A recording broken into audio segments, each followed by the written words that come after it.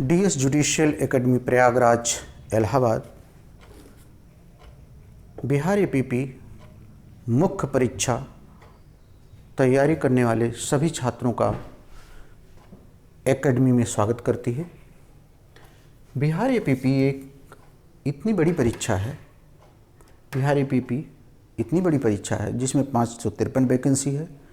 4000 के आसपास स्टूडेंट प्रारंभिक परीक्षा में सफल हुए हैं, जिसमें IPC 150 number, CrPC 150 number, evidence 150 और माइनर्स एक्ट 150 अंक का है।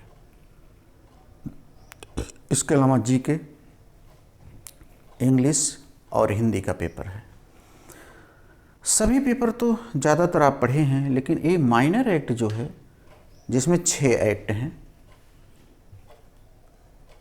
आर्म्स एक्ट, विस्फोटक अधिनियम, SC/ST act, dowry prohibition act, POCSO act, corruption act, ये 6 एक्ट हैं। टोटल सिलेक्शन इसी पर निर्भर है।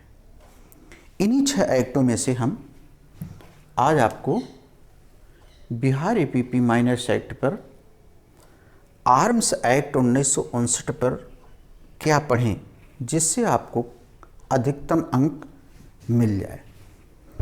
तो इस एक्ट पर हम आपको पढ़ाने से पहले जो एक्ट हम आपको पढ़ाने जा रहे हैं, आप देख लीजिए। ये क्वेश्चन इस वर्ष परीक्षा में आएंगे। यही वो प्रश्न हैं जो आर्म्स एक्ट के बनते हैं। इसके अलावा और कोई भी क्वेश्चन आर्म्स एक्ट में नहीं बन रहे हैं। ये क्वेश्चन आपके आर्म्स एक्ट में बन रहे हैं। इन क्वेश्चनों को आप देखिए है, आयुधों या गोला बारूद को आयात और निर्यात करने के लिए संबंधित नियमों को संक्षेप में बताइए। आयुध अधिनियम के अंतर्गत कंपनियों द्वारा कारित अपराधों को करने के बारे में, जो कंपनी अपराध करते हैं। और तीसरा, लाइसेंस कैसे आप प्राप्त करते हैं भारत में, वे उनके बारे में। मजिस्ट्रेट आर्म्स एक्ट में तलाशी कैसे लेता है, उनके बारे में। आर्म्स एक्ट के प्रमुख उद्देश्यों के बारे में।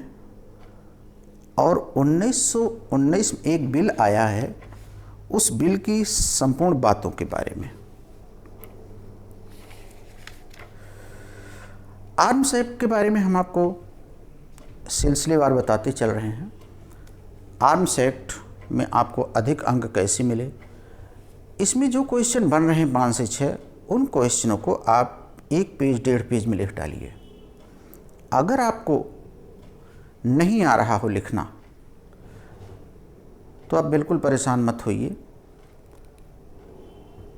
एक एक्ट के लिए केवल आपको 100 रुपये खर्च करने हैं, यानी 6 एक्ट हैं। अगर 6 एक्ट के 600 रुपये आप व्यवस्था कर सकें तो 6 एक्ट के प्रश्न और उनके कंप्लीट उत्तर हम, आप जहाँ भी हैं, हम आपके पते पे भेज देंगे। 6 एक्ट 600 रुपये अगर आप व्यवस्था कर लीजिए। 600 रुपये में आप भारत के किसी के कोने पे हों, हम आपको भेज देंगे। 600 में 100 रुपये खर्चे उसके एक एक विषय के हैं। 600 में खर्चे मात्र कास्ट प्राइस सर्विस चार्ज, जो लड़का लेके जाकर के पोस्ट ऑफिस जाएगा उसके लिए सर्विस चार्ज, और साथ ही साथ जो कास्ट आएगी फ़ोटो कापी और लिखने पढ़ने के उसके।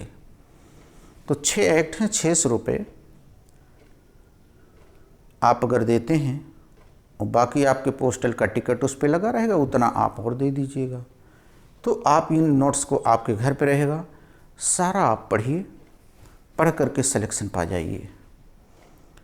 एक चीज़ और आपको हम बताना चाहते हैं, कभी कभी बच्चे भ्रम में रहते हैं कि नहीं नहीं सब तो हो जाएगा, लेकिन एक पुरानी कहावत है जो छोटे कक्षाओं में पढ़ाई गई है, नर पछतई हो अवसर बीते।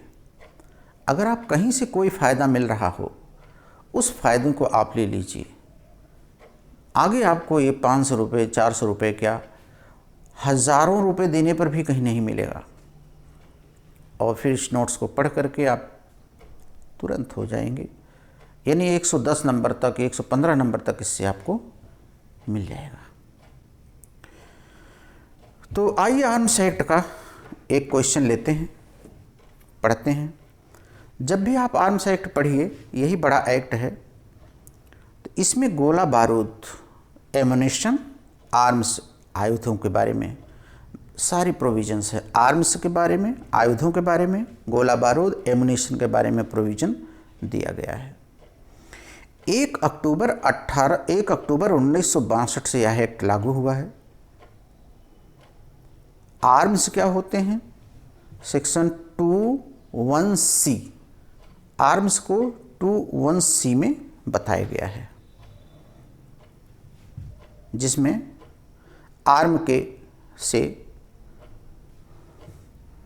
मतलब है कि आक्रमण या प्रतिरक्षा के लिए शस्त्रों के रूप में परिकल्पित या अनुकूलित किसी भी वर्णन की वस्तुएं आती हैं। इनको आप बैरेक से पढ़ लीजिएगा। फायर आर्म आता है, फिर फायर आर्म 21E में ये दिया गया, फायर आर्म 21E में दिया गया। फायर आर्म में तोप है, हथगोले हैं, रॉकेट है, पिस्तौल है, अपायकर द्रव हैं इत्यादि, ये सब चीज़ें हैं 21E में। फिर आता है प्रोहिबिटेड एम्यूनिशन 21H में, इसको आपको पढ़ना है। प्रोहिबिटेड एम्यूनिशन मतलब प्रतिषिद्ध गोला बारूद। प्रतिषिद्ध गोला बारूद में अपायकर द्रव हैं, गैस हैं, ग्रेनेड हैं, रॉकेट बम हैं, ये सब आते हैं। फिर प्रोहिबिटेड आर्म्स हैं, प्रसिद्ध जो है आर्म्स कौन कौन से हैं, ये 21I में दिया गया है। इसमें वे अग्नायुध आएंगे जो यदि घोड़े पर दबाव डाला जाए तो जब तक दबाव घोड़े पर से ना हटा लिया जाए, या अस्त्रों को अंतर्विष्ट रखने वाला इत्यादि, ये बेरेक्स आप पढ़ लीजिए। जो आप नहीं समझ पा रहे हैं उन क्वेश्चनों को हम शुरू करते हैं, जिसमें पहला क्वेश्चन आप ले लेते हैं। आर्म्स एक्ट का जो पहला क्वेश्चन है, सेक्शन 3 पर है, वह है अग्नायुधों और गोला बारूदों, आर्म्स और एमुनेशन, अग्ना आयुधों, फायर आर्म, गोला बारूदों, एमुनेशन। तो कोई फायर आर्म है या कोई एमुनेशन है, इसको आप कैसे प्राप्त करेंगे, कैसे लेकर चलेंगे, सेक्शन 3 इसके बारे में प्रावधान करता है। तो कोई भी व्यक्ति आर्म्स एक्ट के अंतर्गत कोई भी फायर आर्म अर्थात अग्नायुध, एमुनेशन, गोला बारूद अगर लेके चलना चाहता है तो उसको लाइसेंस लेना पड़ेगा। बिना लाइसेंस के वह इसे लेकर के आर्म्स एक्ट में नहीं चल सकता, ना ही उसका कब्जा रख सकता है। लेकिन अगर किसी फायर आर्म को कहीं पर मेंटेनेंस करवाना है, मरम्मत करवाना है, या उसमें किसी नवीनीकरण करवाना है लाइसेंस में, तो लाइसेंस होल्डर को साथ जाने की ज़रूरत नहीं है। वह अथॉरिटी लेटर भी दे सकता है, उसके माध्यम से भी आप जा सकते हैं, उसका रहना जरूरी नहीं है। 2019 में इसमें एक संशोधन किया गया। अब केवल आप 2 फायर आर्म रख सकते हैं। 2 से ज़्यादा फायर आर्म आपके पास है तो शेष को आपको सरेंडर करना पड़ेगा, निकटतम पुलिस स्टेशन पर जा कर के उसको सरेंडर करना पड़ेगा। 2 ही का लाइसेंस आपके पास रहेगा। 2019 के संशोधन की तारीख से 1 वर्ष के अंदर आपको सरेंडर करना पड़ेगा। जिस दिन आप थाने में सरेंडर करेंगे ले जा करके, उसके 90 दिन के अंदर उसका लाइसेंस रद्द कर दिया जाएगा। फायर आर्म का लाइसेंस रद्द कर दिया जाएगा। लेकिन यह नियम डीलरों पर लागू नहीं है। जो डीलर फायर आर्म वगैरह रखते हैं उन पर यह नियम लागू नहीं है, बेचने वालों पर नहीं है। सेक्शन 3 के तीसरी क्लास में है, डीलरों पर लागू नहीं है। और 3 फायर आर्म में से 2 फायर आर्म कर दिया गया है 2019 से, ये धारा 3 के दूसरे क्लास में है।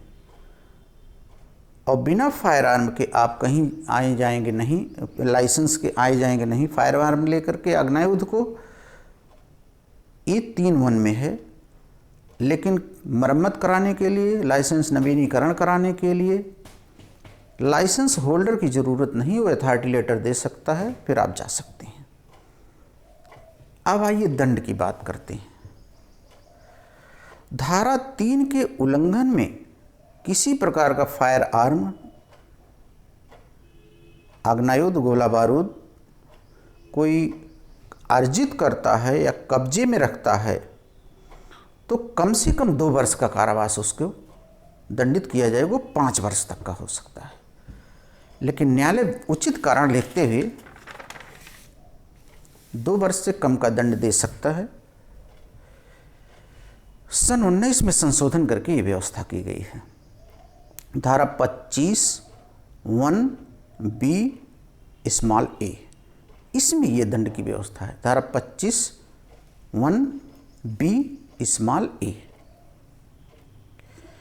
केंद्र सरकार लोकहित में फायर आर्म के अलावा शेष अन्य आर्म जो हैं उनके बारे में भी लाइसेंस की व्यवस्थाएं कर सकती है।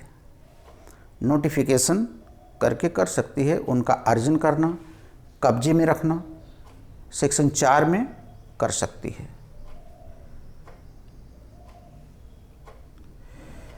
सेक्शन 4 का उल्लंघन किया जाना न्यूनतम 2 वर्ष के कारावास से दंडनीय है। जो 25(1)(b) और (b) में दिया गया है। न्यायालय विशेष कारणों से 2 वर्ष से कम का कारावास दे सकता है। तो फायर आर्म बिना लाइसेंस के लेकर के चलना या कब्जे में रखना दंडनीय है। 2 से ज़्यादा आपके पास अगर हैं तो उसे आपको सरेंडर करना पड़ेगा। तो आपने पढ़ा section 3(1), section 3(2), section 3(3), section 4, section 25(1)(b)(a), 25(1)(b)(b), ये मिला करके पूरा एक क्वेश्चन आपका तैयार है। फायर आर्म के अन्य क्वेश्चनों पर हम एक एक करके आपका तैयार करते रहेंगे। अगले क्वेश्चन का इंतज़ार आप अगले वीडियो में करिए, जिसमें फायर आर्म भारत के बाहर निर्यात करने या भारत से अंदर लाने के लिए आर्म्स एक्ट में क्या व्यवस्था दी गई है, अगला क्वेश्चन पढ़ेंगे। सभी छात्रों को DS जुडिशियल एकेडमी की तरफ से बहुत बहुत धन्यवाद।